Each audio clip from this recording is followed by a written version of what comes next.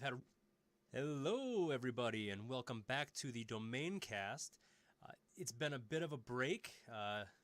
Being an adult is hard sometimes, and my typical co-host and I, Greg, have had a really hard time getting together to bring you guys a new podcast. We actually recorded a couple, but had some technical difficulties, so it's been really difficult. But with E3 coming around, we had to get some information out to all of you. So today it's a special one-man show. I'm going to try to give you guys a brief look at all of the news coming out of E3 over the weekend. This will be part one. We'll have part two hopefully Wednesday or Thursday after the Sony premiere or keynote tonight and the Nintendo announcements on Tuesday, the 12th. So I'm going to kind of break these down by the companies because it's kind of how they do their keynotes and their reveals. Let's start with Ubisoft, who released or announced they're going to release their new game called Starlink Battle for Atlas, which is coming out on all the major consoles. And it's kind of been compared to No Man's Sky. You're flying through space, you're exploring new planets and, unnamed creatures. And the interesting thing that I noticed is that they're pairing with Nintendo again to bring Star Fox to the Switch version of the game.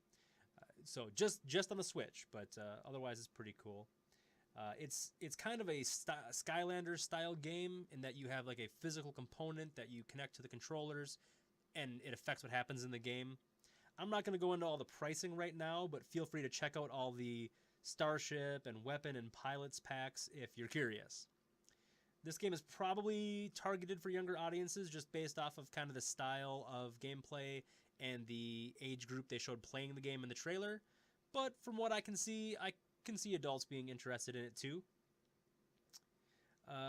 Also, Ubisoft released new trailers for their game Skull and Bones, which is expected in 2019, and it's a pirate-style game that's like as gritty and realistic as Sea of Thieves is cartoonish and lighthearted. It's kind of a spin-off from the naval battles from Assassin's Creed Black Flag.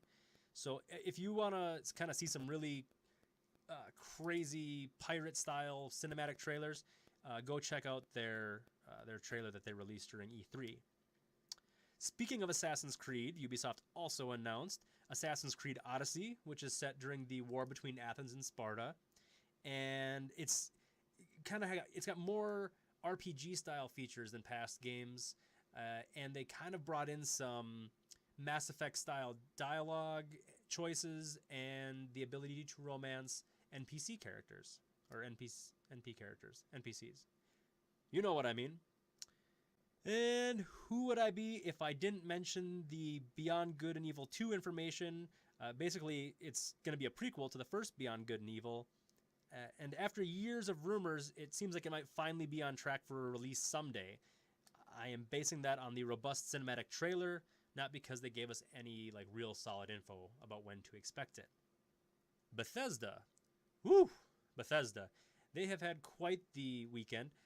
I've seen a lot of people saying they had a really slow kind of keynote, but I disagree. So among their announcements, they announced Doom Eternal, a VR title called Prey Typhon Hunter, and 2 new Wolfenstein games. There's a VR Wolfenstein game called Cyberpilot, and there's a standard Wolfenstein game called Wolfenstein Youngblood. They gave us 2 softer, kind of more vague announcements in Elder Scrolls 6, which is getting the pipeline, but that's kind of all there is, as well as a new mobile game called Elder Scrolls Blades, which should be out by the end of 2018. Another kind of nebulous announcement, Bethesda revealed they're working on a new space-based game called Starfield, and that's pretty much all we know for now. But I've kind of buried the lead here because among all the other things Bethesda announced, I haven't even touched on Fallout 76. So Todd Howard did I was impressed, a fairly humorous presentation, which for whatever reason in the video game industry, some presentations are just super cringeworthy, but I feel like he did a really good job. I was really impressed. Among some other things, though, he talked about Fallout 76 and how it's a prequel to all the other Fallouts. It's going to be 4 times the size of Fallout 4, set in the hills of West Virginia, and you are one of the first people to emerge into this, Fallout wasteland. The trailer was beautiful, and he showed kind of several clips, and you get kind of some light exposition and a feel for the gameplay. But you guys can watch that.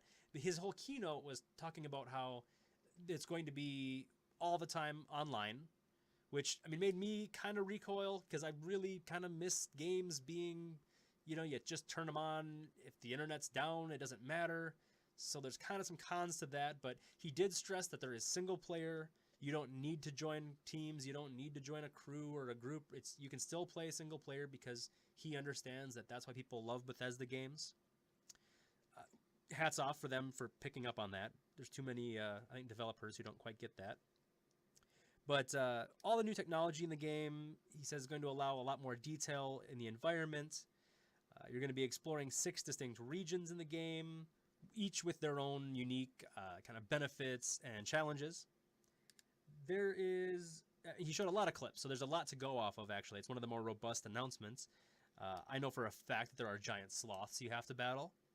And there is a camp building kind of game. It reminded me sort of Minecraft, sort of Fortnite-ish, but I couldn't glean quite enough from the trailer to know for sure. Mr. Howard also discussed the nuclear launch site aspect of the game, which, they had several kind of humorous clips about it, and how you had to gather segments of a launch code, and how that might be a way to kind of spur teamwork, because you all might be able to come together, get the launch codes, and then pick what you do with it. Kind of reminded me of Civilization. You get the launch code, and then you got to figure out what you want to destroy. They did announce a beta, not a whole lot on that, and a special edition that includes like a glow-in-the-dark map, figurines you can put on the map, a wearable working power helmet. That's interesting, and I'm sure it will be the basis for quite a few Halloween costumes. And in case you were wondering, in case you haven't looked it up already, it's due out this November on the 14th of 2018. He also tagged on that Fallout Shelter, that's been very popular in mobile games, is also available on PS4 and the Switch, and it is still free, and it was out as of the keynote last night, June 10th. So if you haven't played that yet, or if you have played it and just kind of want to have it somewhere other than your phone, it's available on the Switch and the PS4. Bethesda, in my opinion, is going to be very busy, or has been very busy. On to EA. Oh, EA. I have been hurt enough times by EA, but I'm going to give them the benefit of the doubt. Kind of some standard announcements they made. FIFA 19 will be out at the end of September, and hey, it's a World Cup year, so hopefully sales will do well. And they announced Madden 19 in a very NFC East heavy trailer that will be released on PC for the first time in quite a while in the franchise, and all the other major consoles on August 10th. Battlefield 5 is going to feature the wildly popular, bordering on obnoxious, fight mode Battle Royale, and they're introducing a new gaming service called Origin Access Premier, because we need more gaming services in this world. Their new title, Anthem, produced by BioWare, was given a release date, February 22nd of 2019. It's their first game since their take on my personal favorite franchise, Mass Effect, and the controversial installment they created, Mass Effect Andromeda. The trailer looks intriguing, and it looks kind of like BioWare is borrowing from their work on their past sci-fi franchises. Can EA actually allow BioWare to reach their past levels of awesomeness? We'll see. Speaking of franchises that EA has bungled, they announced a new Star Wars game set between Revenge of the Sith and A New Hope called Jedi Fallen Order. There were very few details besides the fact that the tone of the game will be, quote, very dark. Hopefully not as dark as the past chapters that EA has done in the Star Wars universe. I'll close up with Microsoft, who announced Halo Infinity, which is kind of the first core story installment since Halo 5 several years back. It was kind of more of a teaser trailer, since we didn't get to see a whole lot. In fact, Master Chief's helmet doesn't even show up until 3/4 of the way through the 2-minute trailer. So what does the title mean? Does Halo Infinite mean that's a new style of game? Is it going to be not multi-platform for sure, because they would never let that happen on the PlayStation, but with a title like Infinite, that must mean it's going to go on forever, and this will be the last Halo game. I'm just kidding. They would never let that happen either. They also announced not one, not two, but 3 new Gears of War games. Gears 5 is coming out. It's the direct sequel to Gears 4. Gears Pop is a mobile game that converts the Gears of War characters into the Funko Pop style toys. And finally, they're announcing a game for Windows 10 called Gears Tactics, which is a turn-based strategy game, which I'm actually really excited about. I've always been a big fan of turn-based strategy games, and I think a Gears of War style game could be quite interesting. And believe it or not, all 3 games are expected out next year, which is 2019. So that's pretty exciting. They also had some more info on their exciting new game called Cyberpunk 2077, which is the newest game from CD Projekt Red, the awesome studio that brought us the Witcher series. We're expecting kind of a similar style game, by which I mean it's going to be an open world, plot-driven RPG, but there's no real solid information on that game just yet. Kind of their style. Microsoft had a really busy E3. They also announced Forza Horizon 4, which is due out October 2nd of this year, with some new open world multiplayer features and some other new stuff. Just Cause 4, which is due out a couple months later on December 4th, is bringing kind of the typical, delightful, bordering on gratuitous, it's not even bordering, it is gratuitous, destructive gameplay. But they're adding the, what they call the extreme weather feature, which, if you thought it couldn't get any more destructive, check out their trailer. It's going to be really interesting if that piques your interest. They kind of had some industry announcements. They announced their acquisition of several development studios as a response to possibly the biggest criticism of the Xbox, which is few exclusive big titles. They made a very unsurprising announcement, which is a new Xbox, which is in development. Based on the past console cycles, 2020 could be the next big console fight. It's been a while. Be interesting to see. And finally, this is just for a few of us, but Capcom announced Devil May Cry 5 at Microsoft's press briefing. It's slated to come out in the spring of next year, 2019, for the PS4, Xbox, and PC. I'm looking really forward to it. I loved the Devil May Cry series. If you haven't played it, it's like a kind of an anime gunslinger, crazy over the top style.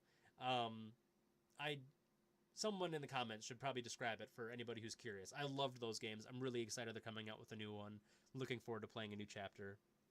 All in all, Microsoft showed off 50 total games at E3, and these are just some of the highlights. I mean, I haven't even really gotten into their game streaming service, which they're hoping will make their games playable on iPhones and Android devices. So that would be huge if you didn't, need to buy a new Xbox to play some of the new games. But hey, I meant for this to be a quick video, but there was just so much that went down over the weekend. I really had to get in and try to cover as much of it as I could.